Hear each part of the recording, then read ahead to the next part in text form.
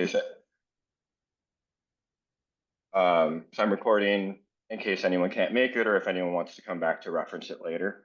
So I'll send a Google Drive link, or I might post it on my work YouTube and just share a link only with you. So again, my name's David Schmidt. I have a master's in TESOL from UMBC. I also served in the Peace Corps Nicaragua for 3 years before that as like a co-teacher for EFL. And without knowing it, that was probably when I was first introduced to teacher doing what I now know is basically self-determination theory. So the title of our session is We're Supporting Multilingual Learners by Applying Self-Determination Theory. We're going to be going until 4 o'clock. The way I set this session up, it's to model a lot of the practices that I've done. Specifically, it was with a newcomer group this past year, and the year prior to that, not as fully developed, but with pull-out support for long-term English learners.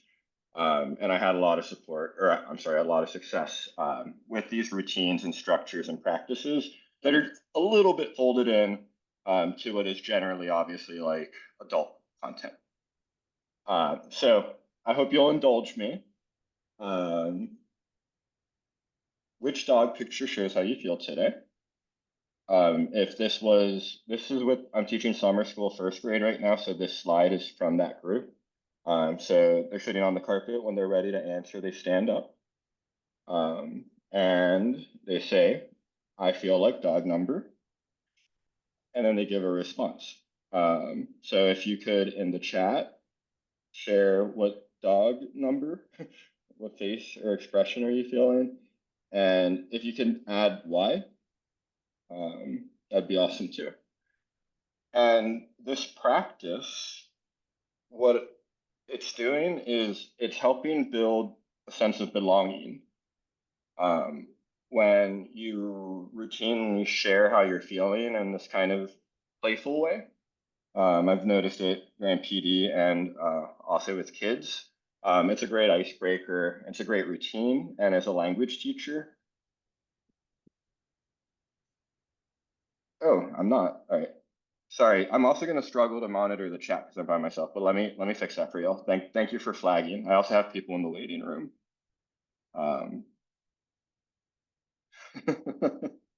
Okay, so some people can see it.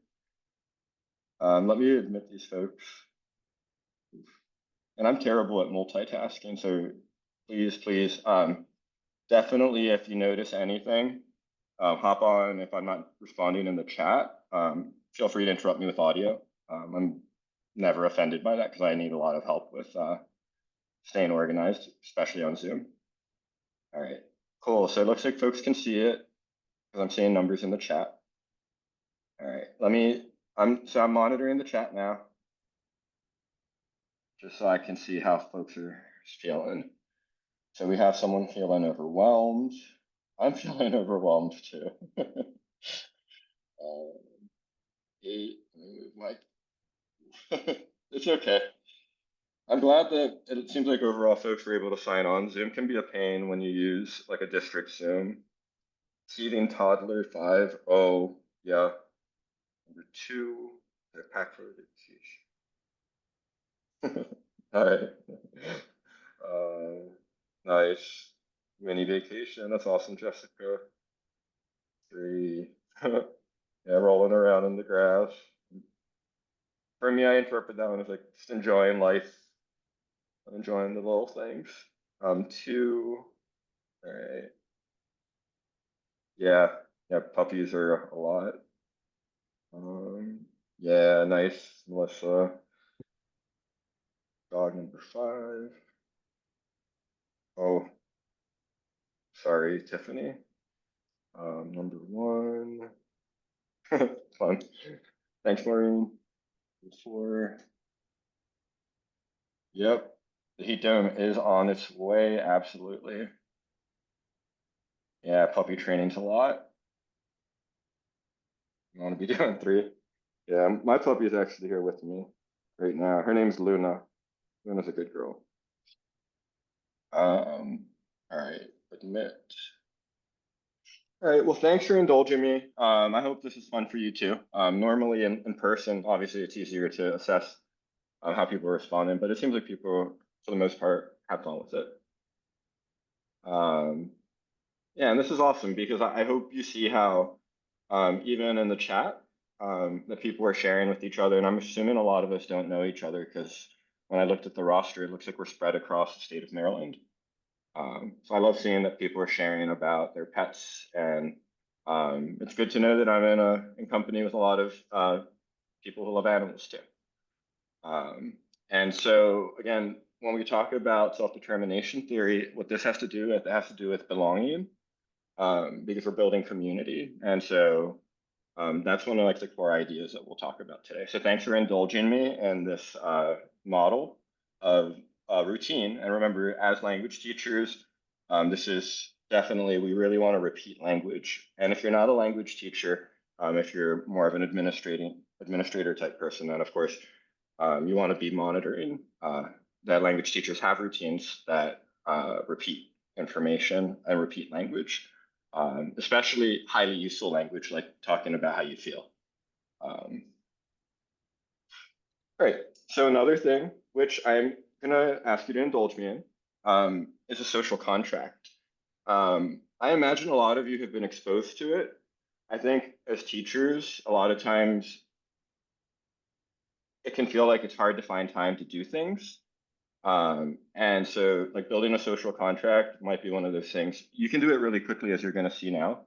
And it's high value. I'm doing it with first graders currently, and I normally teach middle school. Um, it works with both. Obviously, how you use it looks a little different based on like the developmental, like where people are at cognitively. All right, let's see. So what a social contract is, it's an agreement. Oh, I think someone has their audio on. Can you cut that? Let me see.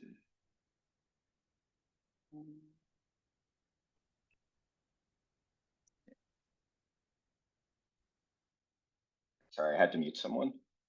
Um, Yeah, if I have like, I'm really sensitive to background noise, so hearing that would make it really hard for me to focus. So, all right. So first, tell me, how do you want to be treated by each other? Just one word in the chat. How do you want to be treated by each other? And let's see if we find a pattern about a word that comes up a lot that describes how we want to be treated by each other. And it's okay if you borrow from my students. Um, yeah, absolutely. Great. So respect. I see a pattern. Absolutely. So I hope I'm um, doing that. Yeah, and I hope you can also share patience with me as I facilitate on my own. Because I was hoping to find someone, and I've been overwhelmed, like I shared, and I didn't find anyone to help facilitate. Open-mindedness, great. All right. So I understand that that's how you want to be treated by each other. How do you want to be treated by the leader or the facilitator? So how do you want me to treat you? Could you share that in the chat now?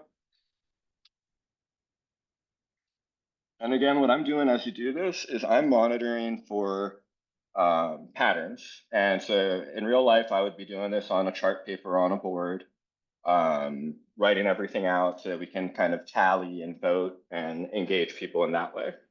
And so here, what we're doing, this is autonomy building, right? Because we're having students, or we're having, in this case, I would call y'all like co-teachers in a way right now, because we're learning from each other. Um, but you're giving everyone a voice, and you're giving everyone say and what the expectations are. And so that's how this routine and practice supports and builds autonomy. But it also lends itself to belonging.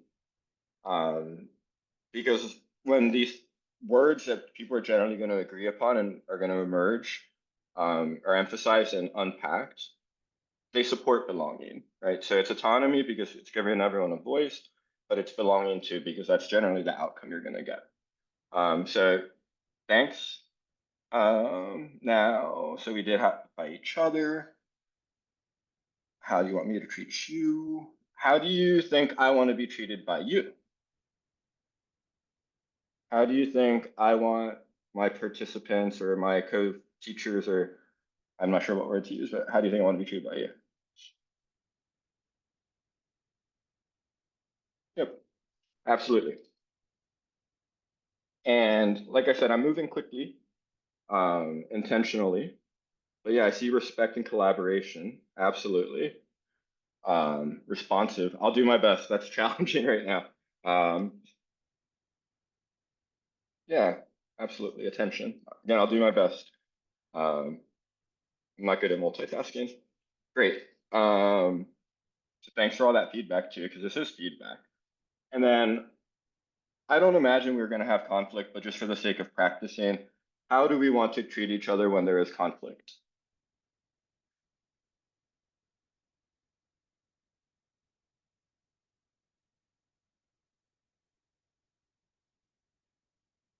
Empathy. So empathy is another word that has popped up a lot as I'm monitoring the chat. Words having to do with respect, compassion. Yep. Hmm. Great. Um, so like I mentioned, working with first graders, working with middle schoolers, similar ideas emerged, just how it's expressed was different, and I had to coach a little bit more the younger students. So another one that came up that I haven't, maybe it has kind of come up here and I haven't perceived it is like generosity. So in this context, like sharing information with each other, because there's going to be a couple quick breakout rooms, real quick, where you're gonna hopefully share some thoughts and feelings and ideas with each other. Um, Great. So then I hope that everyone is feeling heard based on this social contract and also this routine. So very quickly, right, we're building autonomy, giving everyone a shared voice or a voice, and we're finding patterns and what we value. And we're getting to know each other just through routines. And these routines, as you repeat them, they build that community or also relational capacity between you and students and each other, which you need both um, to be successful in general, right, as an educator. So y'all have just been exposed to a slimmed down version of what is called a QSSA strategy. So Q stands for question, S stands for signal, STEM, or three, sorry, the other S stands for STEM, and share and assess. The way I did it, because I'm practicing and I'm introducing this structure to younger students, we just did question, signal, STEM, but the full practice is like that. So this practice comes from Seidlitz education, and this book, Boosting Achievement, is kind of like what opened the door to this whole self-determination theory frame of thinking about teaching that has been really supporting me, and it's made being a teacher much more what I thought it would be, rewarding in the sense that I'm finding I'm more successful at helping students learn by understanding their needs for autonomy, belonging, and competence, and always reflecting on my practice through that lens of how am I either supporting or thwarting autonomy, belonging, and competence. So our objectives are, I'm gonna do my best to help you understand the core principles of self-determination theory and also give you access to other resources. We're gonna connect self-determination theory to our personal and professional experiences we're gonna hopefully share or learn actionable strategies to support multilingual learners and really all learners using self-determination theory and to the extent possible, create a role-specific action plan for implementation. So what I mean by that is that if you're not someone in the classroom, um, trying to support you in making connections for how you can use the information that we're talking about here to support teachers who are supporting multilingual learners. But like I said, really, this is relevant to teaching in general. I'm just framing it in the context of what I do most often. And it was a need communicated by MSDE when they did the call for proposal. All right, I love this quote. So the core assumption of self-determination theory. So this is like, I guess, arguably the frame or the filter I'm using when I'm reflecting on my practice as a teacher in terms of how I interact with students, my routines, and my structures mostly. So people are innately curious, interested creatures who possess a natural love of learning and who desire to internalize knowledge, customs, and values that surround them. So people actually want to learn of all ages. They are curious. And arguably, as people get older, maybe that's not as much, but when we're working with students, and I can vouch for eighth graders that this is also true. You can get students who, as an outcome of our systems, in my opinion, have disengaged, and you can re-engage them. And so I'm also going to pitch this book. So this is The Disengaged Teen. It just came out this year, and it was included on an Ezra Klein podcast. So I heard the podcast. I liked what the author, I think it was Jenny Anderson, who was on the podcast, but maybe I'm not sure. It might have been Rebecca Winthrop. It was co-authored. I really like what she had to say about technology and also what's happening. Why does it seem like teenagers and tweens are disengaged? Basically, for me, this is like a handbook that synthesizes self-determination theory into a way that folks that might not really want to read research type of papers can understand it. So great book if you work with or have tweens or teens, or honestly even like thinking about younger kids. This is an excellent text that puts the more theoretical stuff I'm sharing today into context further. So I'm giving you the context of ESOL. This will give you a more generalized like education context with lots of narratives. It's a great text. Yeah, so self-determination theory is very positive. It's traced back, like if you look at, the research, basically it's related to like positive psychology research. And so as briefly as I can, I want to share my story with self-determination theory. And these are just to help me keep my thoughts focused so I don't talk too long. So I was a challenging student in a lot of ways, unable to stay in my seat. I always spoke louder than I realized I spoke. I'd finish my work quickly, and then I would just be a pain, because I was bored. I got a lot of negative feedback. I was assessed for a lot of things, for listening and speech and stuff too. And obviously, I never wanted to be bad, but I got a lot of feedback, especially from second grade and then fourth and all the way up through middle school and high school that I was like trouble, that I caused trouble. That was obviously not my intent ever. For the most part, I was identified for gifted advanced learner programming. It was in third grade after a lot of assessments were done and they were trying to figure out what my deal was. My parents rejected an ADHD diagnosis during that whole process, which was probably a mistake, but that's okay.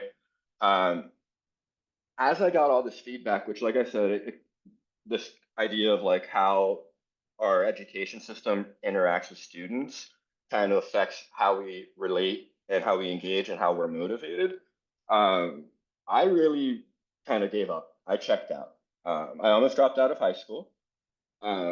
Obviously, eventually, I kind of was able to recover, and I went to CCBC, Essex, and started education, learning there, and I really loved it. And I had a lot of aha moments as I studied to be an educator. And then what I'm sharing now is the biggest one. So I was trained in this Capturing Kids' Hearts, or CKH, not knowing that it had to do with self-determination theory in a lot of ways. It's really about building relational capacity through routines. Both so the social contract, that's where I was first trained on it. It was in capturing kids' hearts. So I worked at that school for 4 years.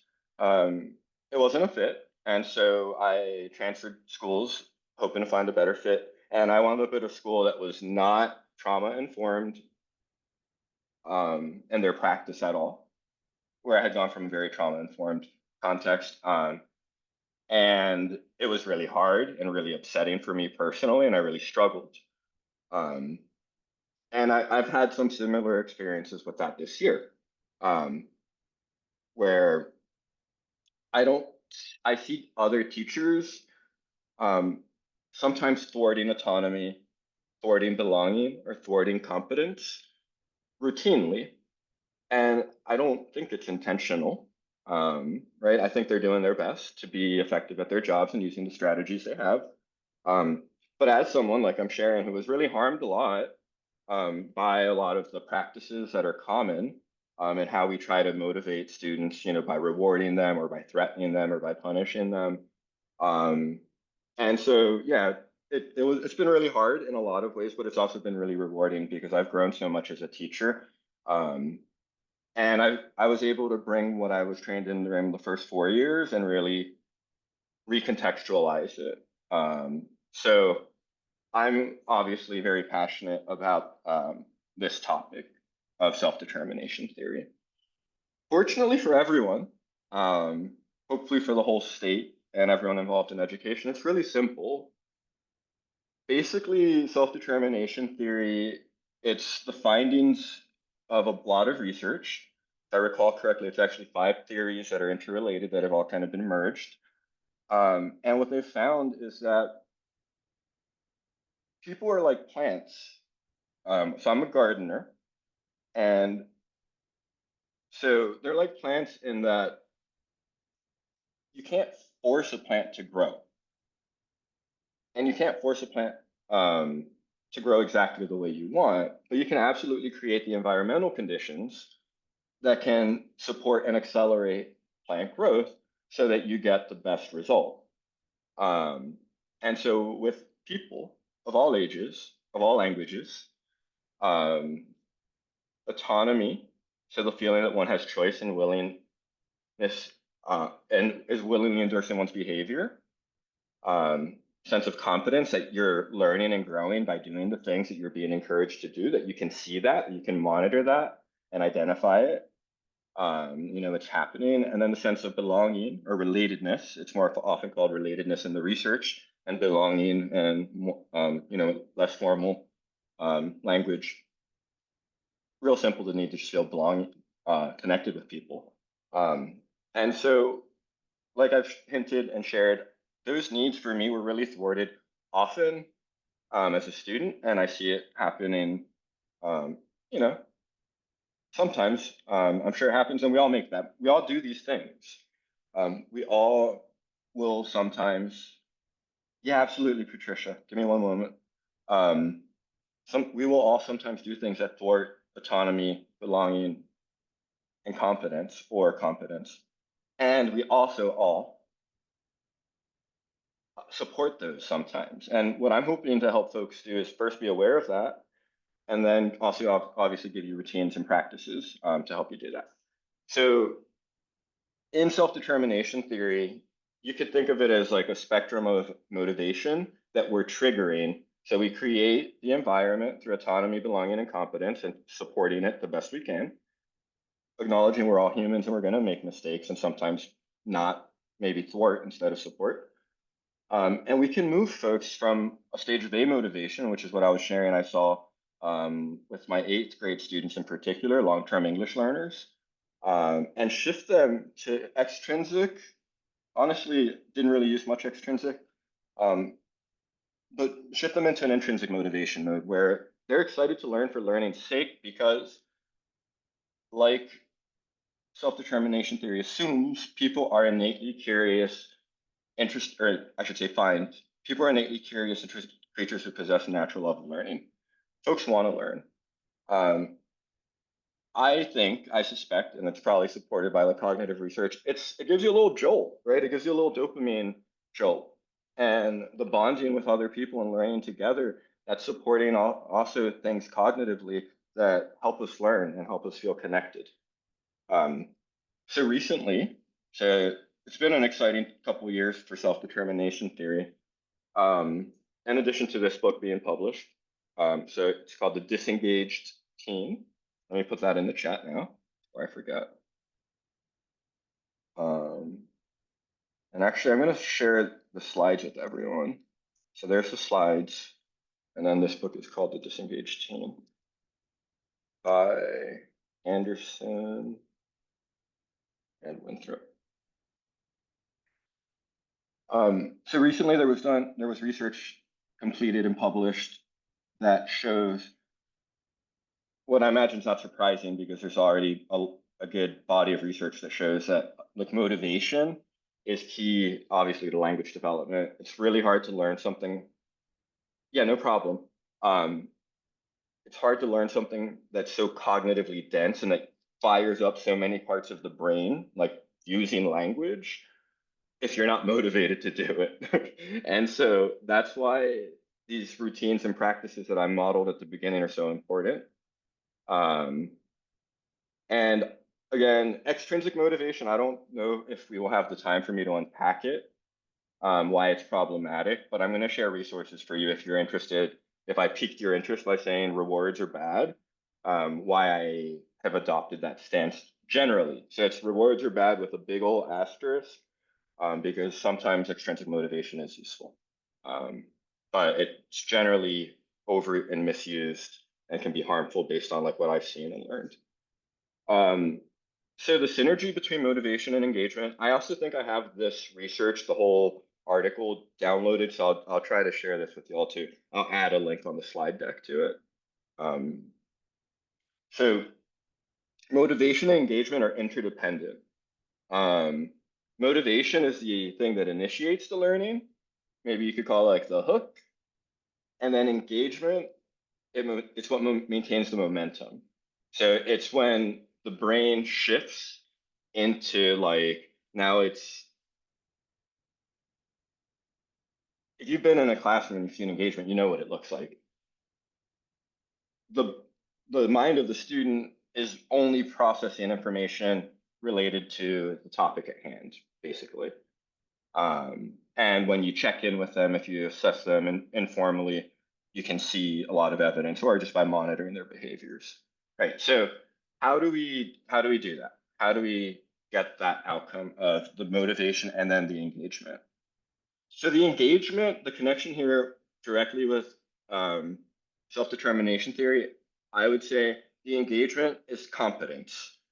When you give students a sense of competence, that's where that momentum starts to build because they go, oh, I did that. I did something with language that I'm not used to, that I couldn't do before, and I did it successfully, and I got positive feedback, and I can see that I'm growing.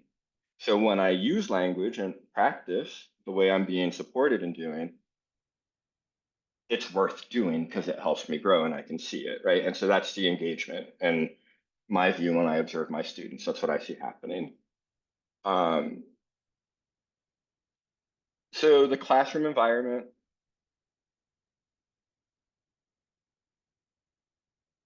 thank you, Kimberly. Thanks. Um, Obviously, like I've been saying, the classroom environment is everything. And what I've found, and I know this is really hard for everyone, you do have to step back a lot, and you have to really make it more student-centered. And doing that can be challenging. So I do want to identify feedback I've gotten and other PDs that's like shifting to more student-centered practices challenging. However, it can also be when it starts to work, it takes a lot of load off of you, and it can bring a lot more joy to your practice and make the kids a lot more happy, because they feel empowered and they feel like they're smart. So that's what we're trying to do. We want folks to feel safe to share, empowered, like when they put effort and they do the things that we know help them grow, that they know that they grow from it. That's what we're trying to do. Um, so this is where things get tricky, and this is why, again, we have to go back to the belonging. and getting to know students and making them feel like we like them so they feel safe and sharing who they are with us. Um, if you look at the national board, or if you are national board certified, you know that the first thing is being able to like show you know your students. Um, Students will not show you who they are if they don't feel safe and they don't feel like you like them, right? And so, in the framework of self-determination theory, this has to do with belonging. If you don't have belonging, you're not going to learn authentically the individual differences.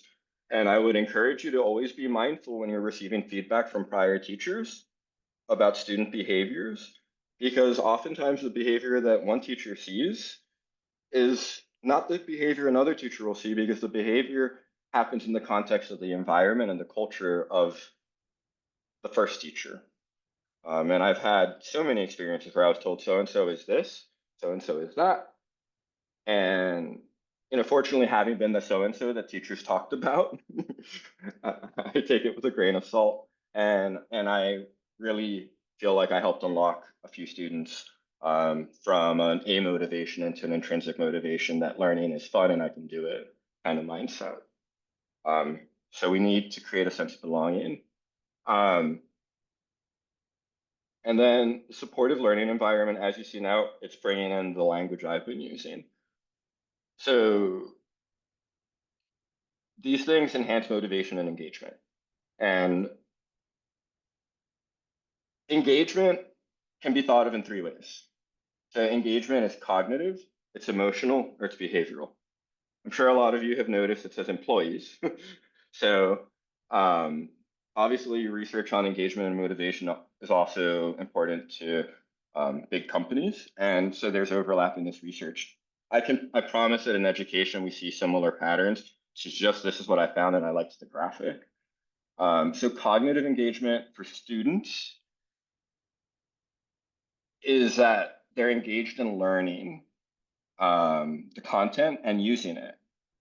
The emotional engagement is supported by cognitive engagement, because if learning is successful, then it's something happy and worth doing and fun. And if it's something you do with other people and you have social rewards built in, that also supports it. And then the behavioral engagement starts to happen through giving the students voice. And like I said, that's a process. And so I totally understand if you're a teacher who is more teacher centered, that it's challenging to move away from that. But as you support these other needs, you'll find that students are really able to, even in first grade, be successful leaders of other students at the front of the classroom, and also be really successful working with other students in pairs and small groups. When you support autonomy, belonging, and competence consistently, and you're consistent with your routines and your structures. So that's the other thing, is being consistent with your routines and your like cognitive and emotional like learning structures that you use, and your feedback. So self-determination theory, again, it's on a recognition as the outcome of research that people become intrinsically motivated, or we can support intrinsic motivation when we create environments that support autonomy, belonging, and competence. And here's the more fun part. That can transform into what is called agentic motivation. So agentic being from the word agency. Um, Agentic motivation means that people become aware that when they do X, they get Y outcome for themselves. So that through making choices, that they can help themselves grow or they can hinder themselves.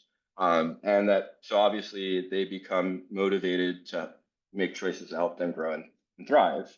And I know we've all met and known people, and probably even students like that. They're really highly successful people. So we want that, right? And I believe sometimes I'm told I'm too optimistic, but I do think we can awaken that agentic motivation in all students.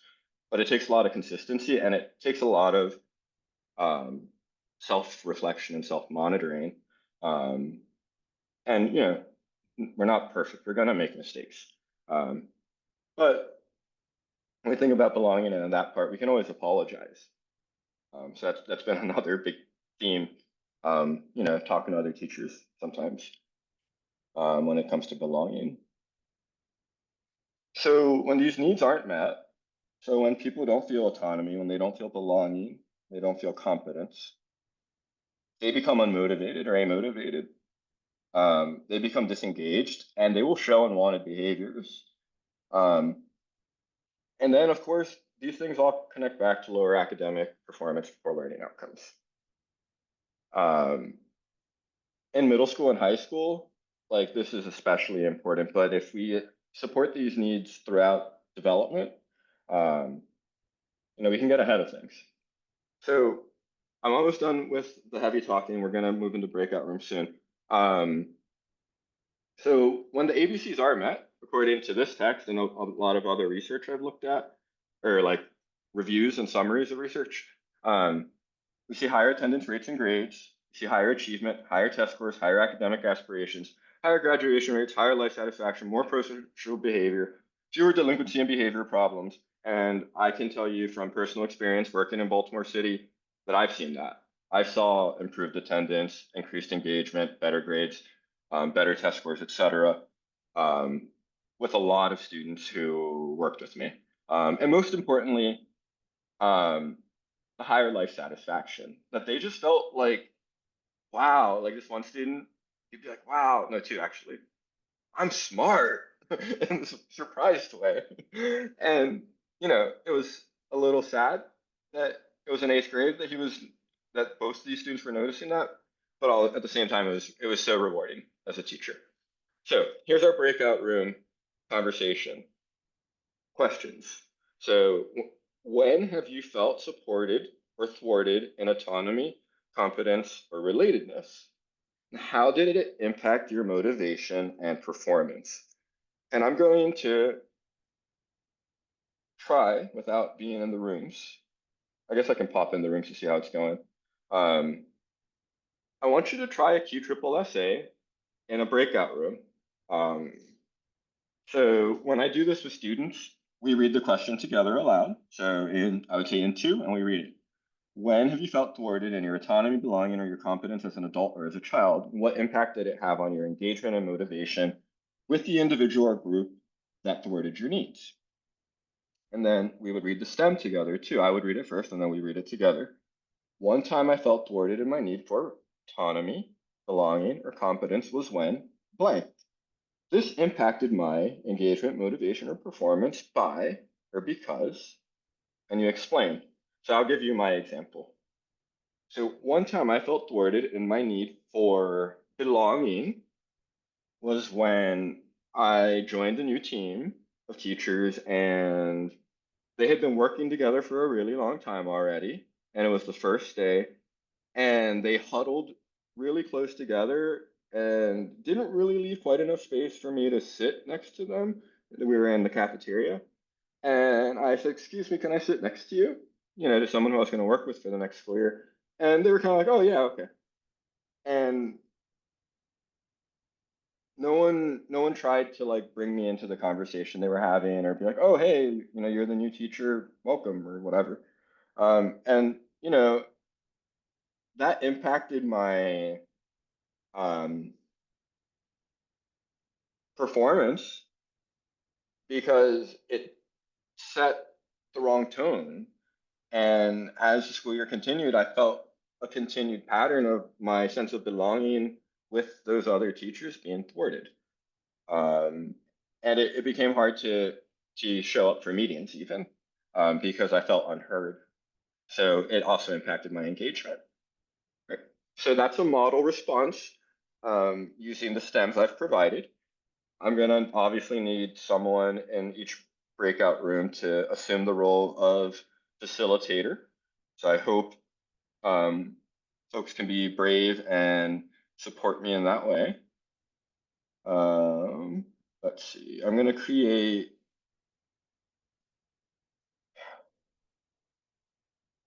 6 breakout rooms.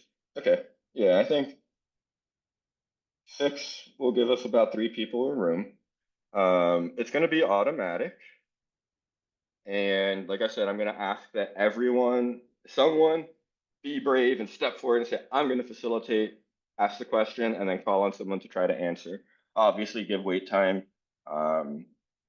And I hope folks feel comfortable sharing. I know a lot of times this online stuff, folks don't always want to share, but please do. I'm hoping to learn a little bit.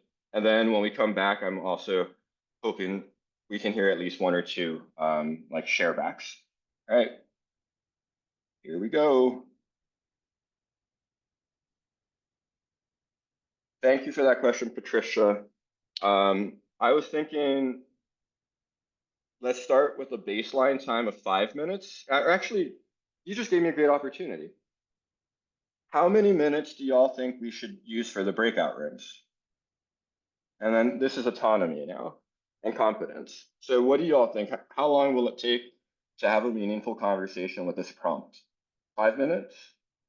Can I get someone to second that? Perfect. All right. So thank you for asking me that question and giving me an opportunity to model autonomy and belonging and competence all at once. It's going to be about 3 people in each room, and I can always extend the time. So I'll pop in real quick into each room. I'm going to get some water, and then I'm going to pop into each room. All right, so we're opening the rooms. I will pop in soon. Baseline time, 5 minutes. We can always extend the time if we're having good conversations.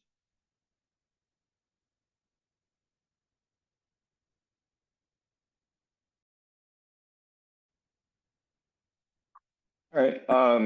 Just want to acknowledge all the breakout groups for having conversations that sound like folks were engaged. So I'm glad that that worked. Does anyone feel comfortable sharing something from their own experience or from that the group shared? You can raise your hand or you can just hop on.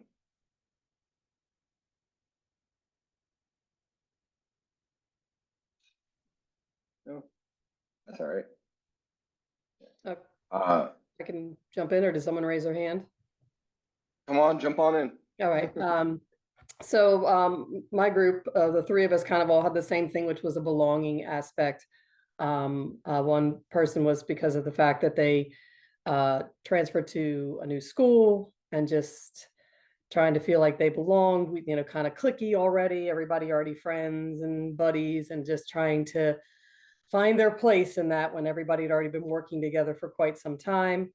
And then myself and the other person in my group, we both were talking about what she was talking about. Well, she had multiple things. She was a multilingual learner. She didn't come to this country. She came to this country not speaking English, and then having to learn to speak English and belonging there. And then later in life, both of us have been paraprofessionals and we've been teachers. And then just finding that, as a para, having a little trouble belonging, because sometimes teachers can, I feel like, treat paras as if they're not equals. And then now we are both teachers, and just finding our place as teachers is, and as well, and learning everything that goes along with that. So just that whole belonging aspect for all 3 of us. Thanks so much for sharing. I don't know if other folks that are ELD teachers feel similarly sometimes, like maybe like blocked out, but I felt that way honestly all 6 years too. But I totally understand what you're saying, the experience paraeducators have. I've seen teachers be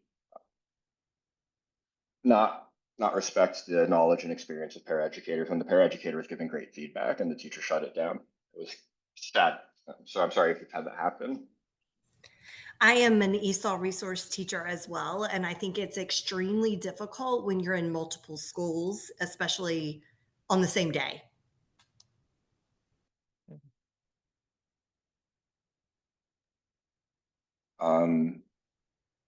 Any more shares on autonomy, thwarting, or belonging or competence? I see something in the chat. Let's see.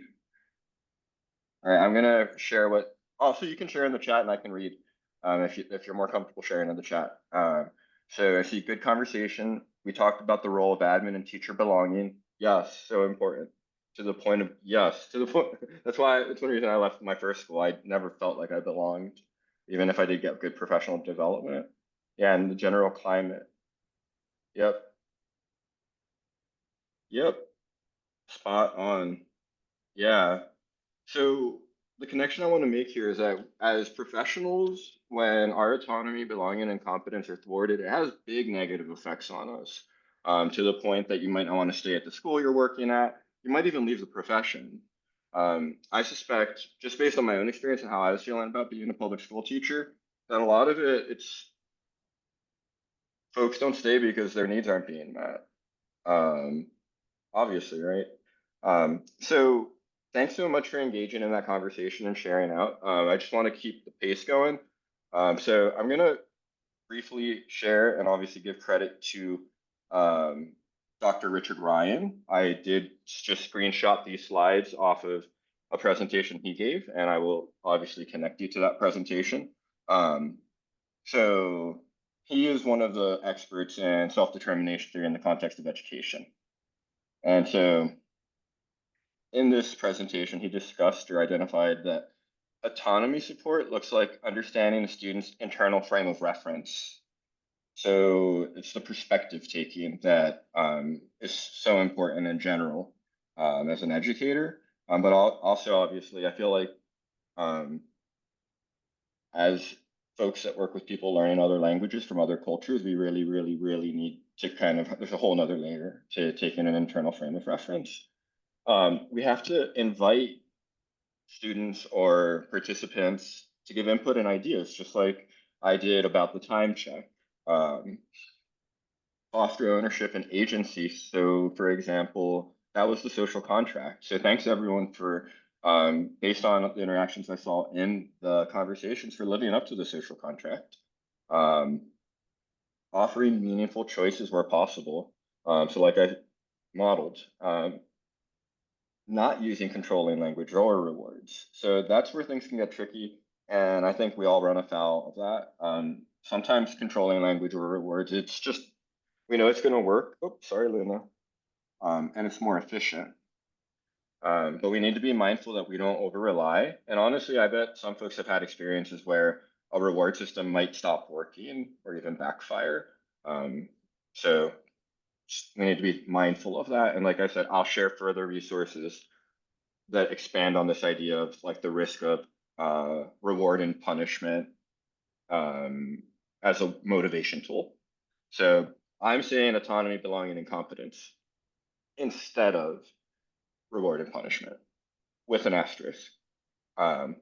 So provide a rationale for requested or required behavior. That's something I've gotten so much pushback on as a middle school teacher from other middle school teachers. One comment that I get why they're saying it, I've heard it should be obvious to them by this point. Regardless of the age of a person, obviously it's helpful if you explain the rationale for the required requested behavior, and that does support autonomy, right? You're helping them understand why certain behaviors are helpful or hurtful. So try to do that. And try to encourage other teachers to do it too. It helps so much. And it, like, I find I'm more successful at managing behavior that way than threats of punishment that other teachers on my team use. In fact, a lot of times the threats of punishment will increase the behavior, whereas explaining why the behavior needs to stop will actually extinguish it. Empathize with resistance, struggles, and obstacles. That's why I shared my very cut down personal story. I always loved learning. I always wanted to be a good kid and perform well for the teachers, but so many teachers, they didn't support my autonomy. They didn't help me feel like I needed, like I belonged, which was especially challenging for me because I'm half Cuban and I grew up in South Florida in a city called Hialeah outside of Miami. And I was the only white student, me and this other kid named Stephen Fenton in elementary school. Um, and the only white student in my entire middle school. Stephen Fenton wound up going to a different middle school. And most of my teachers were Hispanic, and I am Hispanic, and I've always spoken Spanish, and I still do, and I identify as Hispanic. But I needed help. And even as an adult, because of my own needs, I struggle and I need support with belonging and knowing how to interact with people in certain contexts.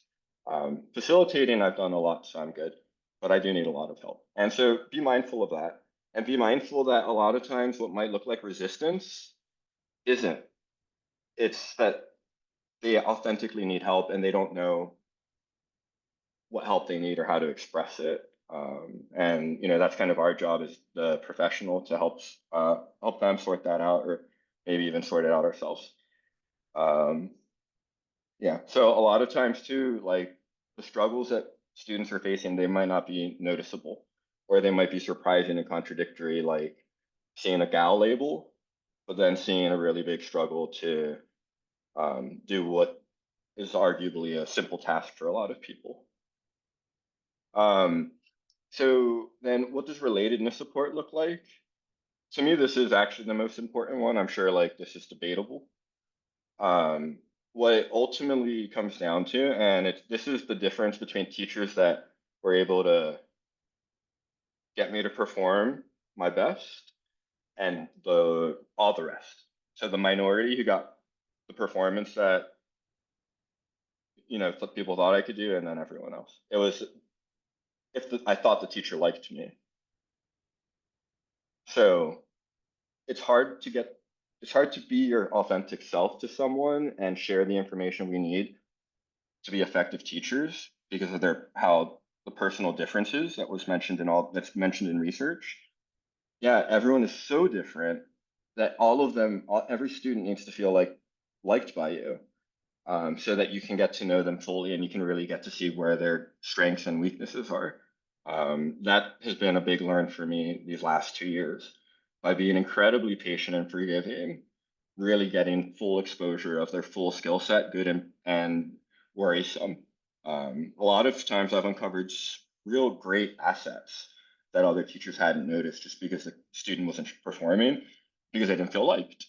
And I will tell you, I did that. A lot of teachers probably thought I didn't know how to write because I just wouldn't write for them because I didn't like them. And so we need to be mindful of that. And then beyond just feeling liked, even more or just as important, that they're valued and significant.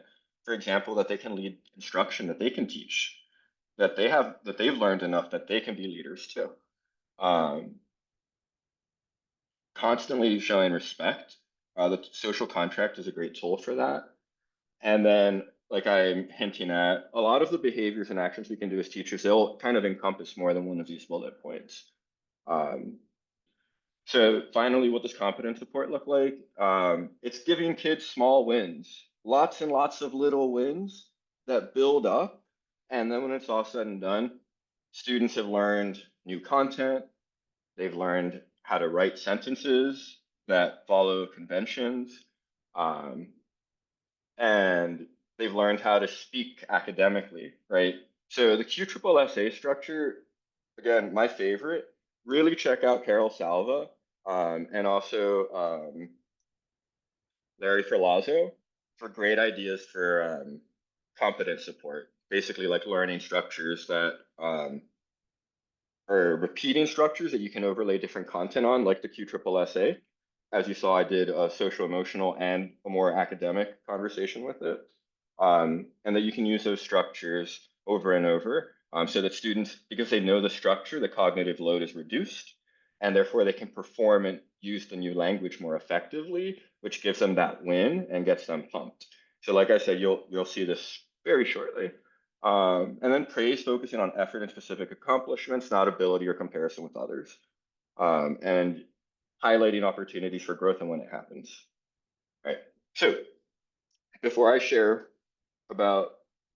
these few video clips, I'm a gardener, like I mentioned at the beginning, and so I think I'm pretty good at gardening. These are some of my tomatoes. These all came from the same plant. Look at this heifer. This one weighs like 3 pounds. Um, so like they all grew differently, and they're all going to be really good tomatoes. And so I hope that doesn't feel like I'm dehumanizing the kids at all. But I feel like the human mind is similar. And so this is a metaphor that I've heard and that like I've really internalized and helps me reflect. So when we garden, we plant and we can provide the right conditions for maximum growth for the conditions that we have control over, right? So we have limited control. We can't control how much sunshine, how much rain, if it's windy, etc. Um, Experienced gardeners would never try to force the plant to grow faster than it can naturally grow. So I can't like try to stretch the plant and make it grow faster. I can't yell at it. I can't berate it. Like I can't coerce it. Like there's nothing I can do. It's going to grow the pace it grows. But I can't do the things I can do to the environment. So with the case of the plant, it's what I feed it and how mindful I am to water it when it needs additional water and how I plant things to give other things shade or not. And then once we've created the environment, we have to understand that nature will take its course and things which grow naturally will grow when they're given the conditions. And the human mind, like I said at the beginning, we assume that it wants to learn, it's hungry for knowledge, and it's hungry to internalize culture. And as such, it will do that if we provide their conditions. So we can't force children to grow faster than they can naturally grow, but we can provide the conditions, autonomy, belonging, and competence, to support and even accelerate that growth. We can help students recuperate when they're behind multiple grade levels and get caught up and make leaps in grade level with long-term English learners, for example, when we provide the right conditions where they feel autonomy, belonging, and competence. But we need to create the environment, and we have to just understand, and this is really important as a language teacher, that this is a process, that it takes time, and we have to be reflecting moment to moment and day to day that we're supporting autonomy, belonging, and competence and not thwarting it. And that we don't need, and it's not beneficial to try to manipulate anything or force anything or anyone to engage or to grow. It's the nature, I think, of most people to resist when folks try to force. And similar for manipulation. If you feel that, it turns you off and it makes you want to disengage. And so that's how I've kind of come to understand self-determination theory as a teacher. So I've started a website called selfdeterminedbaltimore.org. It's not for profit. I'm not selling anything. There's no ads. It's just to share information. So I'm just going to show you that real briefly because it's basically just like a hub of information. It has a couple things I wrote. I might expand it eventually into like summer or after school programming. But for now, I'm just sharing information. I gave public comment to the Baltimore City School Board about my really strong belief in this. So if you're curious, you can check that out. These podcasts are great. This is what I was talking about with the conversation around motivation and engagement. So traditional ways of understanding motivation and engagement are probably hurtful. Definitely check this out. Great podcasts. These are some of the books. Actually, all the books I've mentioned are listed here. I'm hoping to eventually have the time and the energy to do like video reviews where I unpack them for folks. But basically, I'm really trying to get people in Maryland to understand learning in a different way, or not learning, but motivation and engagement in a different way. And then these are also links to websites or nonprofits or publishers that have informed what I've been talking about today in my thinking. So these are all relevant.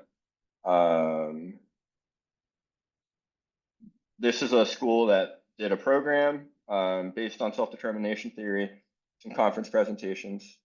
And now let me share some of my students' work with y'all. All right. Oops.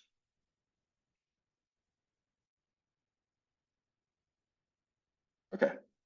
So here we go.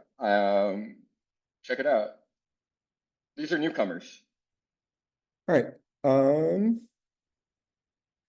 So what you were seeing in that video, two of the students had just joined us. And so that's why I was teaching them how to lead. They had only been there respectively maybe a few days and a week or two. So by the end of the year, so that was in February, by the end of the year, they were able to manage class by themselves. I could just give them the slide deck and they could practice reading and writing and speaking together. And that was the newcomer group.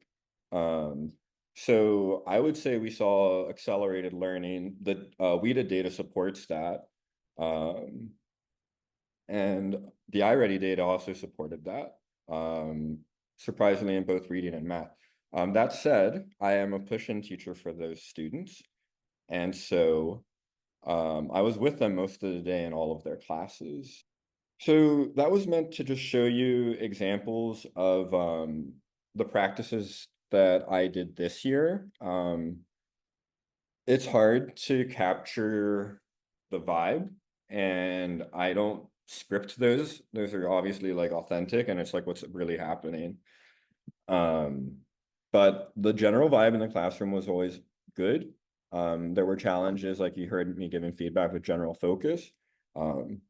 And like I struggle with because I try to be autonomy supporting and support belonging and competence. Sometimes I struggle to find the good balance to manage behavior. But if you watch the whole video, you'll see nothing terrible happened. It's just distractedness and trying to, constantly redirect and keep it positive so I don't thwart their needs. So we have one more breakout room. This is your prompt. So how can you adapt these practices for your context, or what new ideas can you generate? And I adapted this further. Oh, did I forget? Okay, yeah, there it is. So how can you adapt these practices for your context? And then you have 3 stems you can use, or you can use 1, 2, or all of them, or none. So you can say, for example, I can support autonomy, belonging, and competence by having students facilitate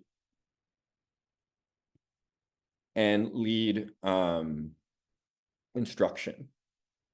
So creating structures and routines that allow students to eventually facilitate and support instruction. One idea I can adapt is, I'm not sure right now. Can't think of anything off the top of my head because it's something that I put together. And then one thing I'm already doing to support is creating opportunities for students to acknowledge each other's growth and behaviors that support growth. Right. I'm going to release the breakout rooms. It's going to be different groups, I think. Thanks, everyone. Really appreciate the engagement in the breakout rooms. A lot of times when I'm in PDs, I feel like I really have to put effort into getting other people to talk. It seemed like everyone was just talking and sharing. Maybe that speaks to the effectiveness of self-determination theory, because I was applying concepts from it as we did it, or maybe it's just because y'all are awesome. I don't know. I don't really know everyone well enough. But I really appreciate all the participation I saw in the engagement. I hope this was helpful for you. Please give feedback. The form is in the chat.